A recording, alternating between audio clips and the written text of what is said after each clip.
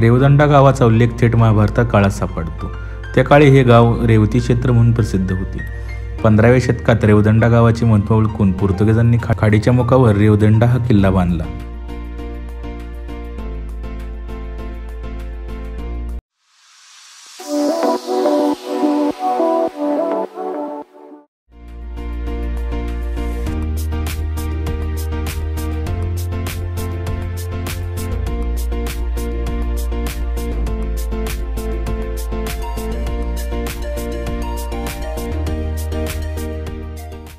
तुम्हाला जर रेवदंडा किल्ल्याला यायचं असेल तर तुम्ही मुंबई पुणेवरून अलिबागला येऊ शकता आणि अलिबागवरून तुम्ही रेवदंडा गावाकडे येऊ शकता। आणि रेवदंडा गाव म्हणजेच रेवदंडा किल्ला आहे। मुंबई पुणेहून रेवदंडाला जाण्यासाठी थेट बससुद्धा आहे। रेवदंडा बस स्थानकावर उतरून किनाऱ्यावर गड पाहण्याला सुरुवात करावी।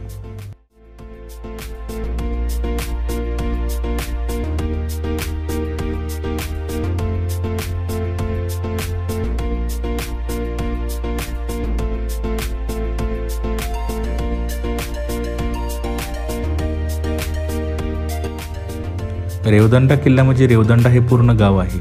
किल्ला बांधताना संपूर्ण रेवदंडा गाव भोवती तटबंदी बांधून किल्ल्याच्या कवेत घेतला।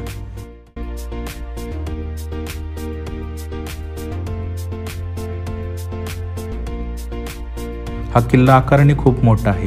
यात संपूर्ण रेवदंडा गाव असे बसलेले आहे। गावाला पूर्णपणे तटबंदी आहे।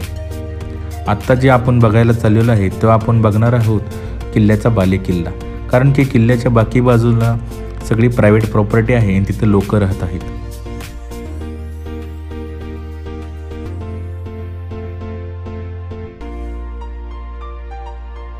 किल्ल्याचा बाकीचा भाग पूर्णपणे गावात मोडलेला गेलेला आहे। फक्त बालेकिल्ल्याचा भाग आपल्याला बघायसाठी मिळतो।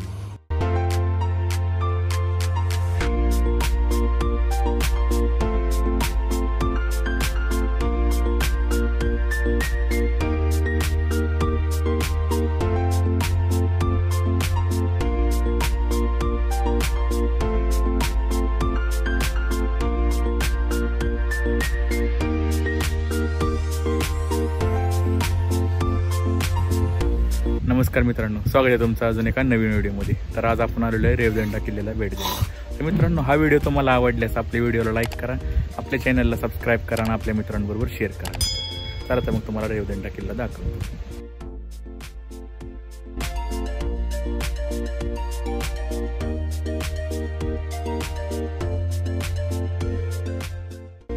रेवदंडा गडाची तटबंदी 5 किलोमीटरची आहे। तटबंदी पूर्ण गावाला वेढत असल्यामुळे बहुतेक ठिकाणी ती खाजगी मालमत्तेत गेल्यामुळे पाहता येत नाही। रेवदंडाला जाणारा रस्ता तटबंदी फोडून बनवलेला आहे। त्या तटबंदीच्या उजव्या बाजूला गेल्यास आपण प्रवेशद्वारापाशी पोहोचतो।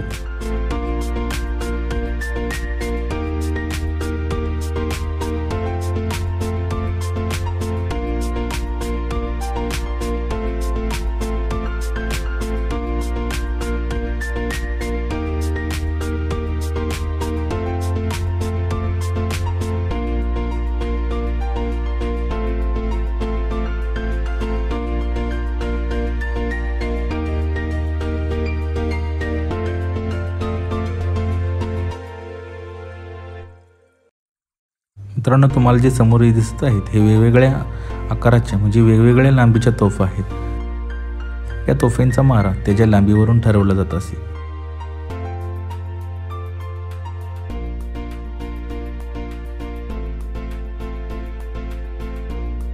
हा आहे रेवदंडावरील 7 खणी मनोरा। यातील 7 पैकी 4 मजली शाबूत आहेत।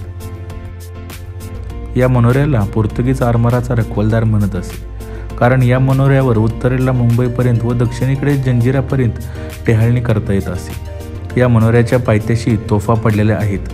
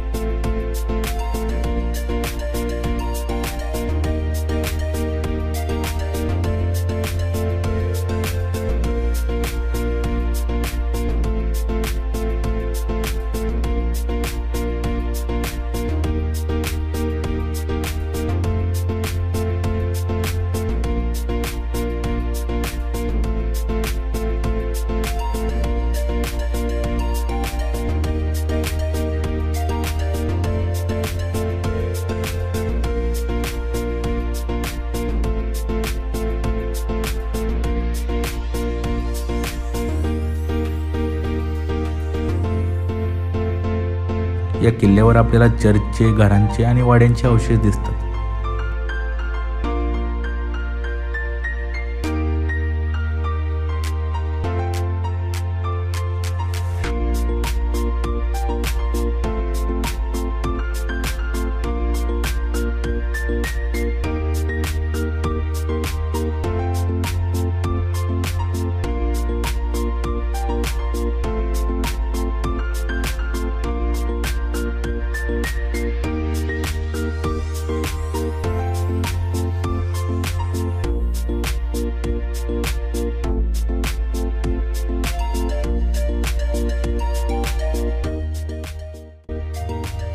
समुद्रकिनारी असलेल्या तटबंदीकडे गेल्यावर आपल्याला कोर्लाई किल्ला स्पष्टपणे दिसतो. समोर जी आहे ती तुम्हाला कुंडलिका नदीची खाडी दिसते.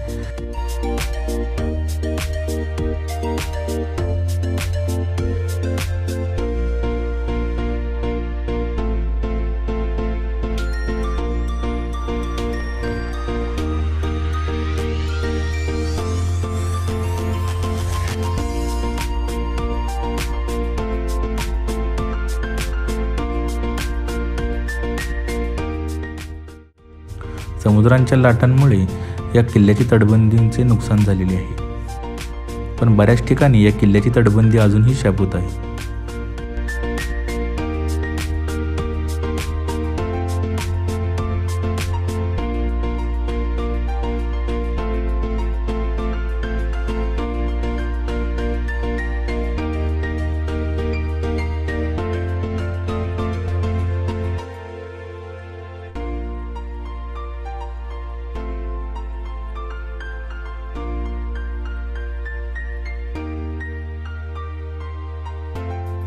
या किल्ल्याच्या इतिहासाबद्दल सांगायचं झालं तर पोर्तुगीज कप्तान सोजियाने 1558 किल्ला बांधायला सुरुवात केली. त्यापूर्वी 1516 पोर्तुगीज कारखान्यासाठी इमारत बांधली गेली. तिला चौकनी बुरुज म्हणतात. हिची तटबंदी 1521 ते 1524 या दरम्यान बांधली गेली. 22 जुलै 1683 मराठ्यांनी रात्री रेवदंडावर हल्ला केला, पण पोर्तुगीजांनी तो उधळून लावला. मराठ्यांनी रेवदंडाला वेढा घातलेला असताना तो मोडून काढण्यासाठी पोर्तुगीजांनी फुंड्यावर हल्ला केला. त्यामुळे मराठ्यांना वेढा सोडून जावी लागली.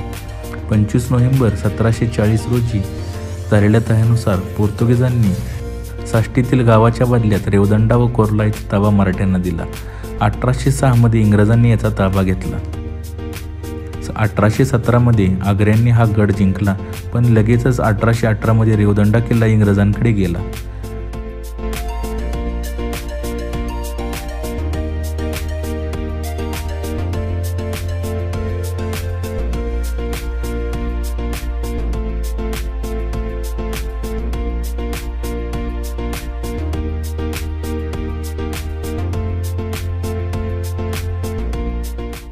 कोर्लाई किल्ल्याप्रमाणे या ठिकाणी पण आपल्याला पोर्तुगीज भाषेतले शिलालेख ठिकठिकाणी दिसतात. या किल्ल्यावर घरांची, वाड्यांची व चर्चचे आपल्याला अवशेष दिसून येतात.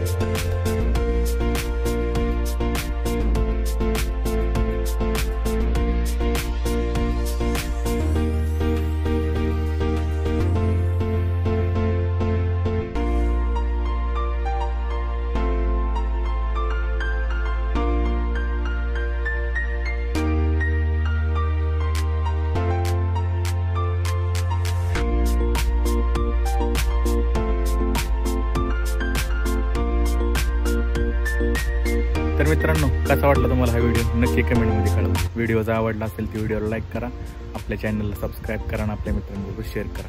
तर भेटूया अजून एका गडावरती अशीच भटकंती करताना. तोपर्यंत बाय बाय.